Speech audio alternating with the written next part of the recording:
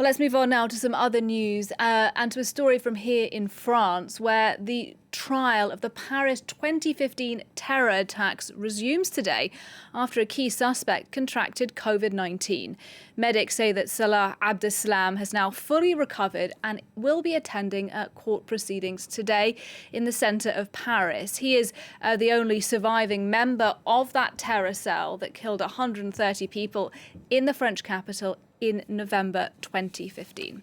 Well, covering proceedings for us today is our reporter Claire Paccalin. She's outside the courthouse for us this hour. Claire, what's the latest at the moment?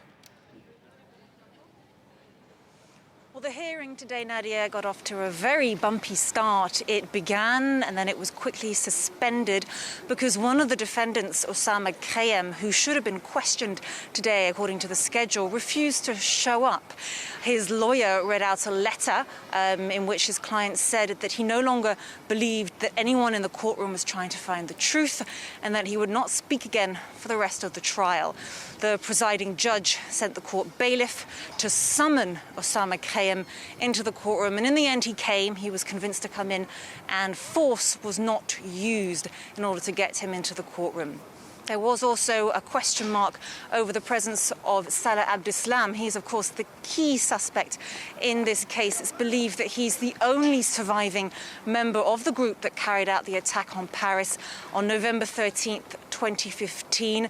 He was tested positive last week for COVID-19. He has now completed a quarantine period, so he is in the courtroom. But his lawyers have just asked for the hearing to be suspended again because they say that their client is not fit to be in court and they want another medical exam to be carried out on him by a different doctor. So we'll see what happens there, but certainly it's a bumpy start to the hearing today. A bumpy start indeed. COVID then could disrupt these proceedings further, Claire, and I wonder whether that's a big concern for the lawyers in this case. Certainly, we only have to look back to the trial of the Charlie Hebdo and Hyper attacks.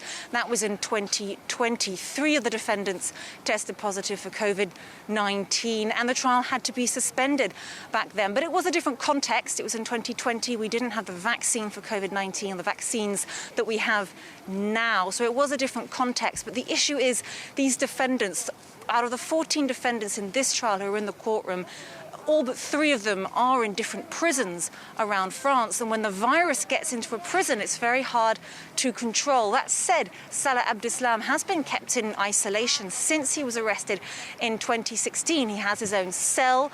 He's not able to mix with any other inmates. That's in order to prevent him trying to radicalize anyone. But he does still get visits, of course, from his lawyers, from some of his family members, and he is in contact with prison staff. So he was exposed to the virus. That said, we know that the presiding judge, as well as many of the lawyers in this case, are keen for it to stick to schedule. It's a long court case, 9 months long. That's a long time. And there is certainly a will for this schedule to be stuck to. It's supposed to end in May, this trial, and no one really in the courtroom wants it to go on for the rest of the year. Claire Paccalin outside the courthouse for now. Thanks very much.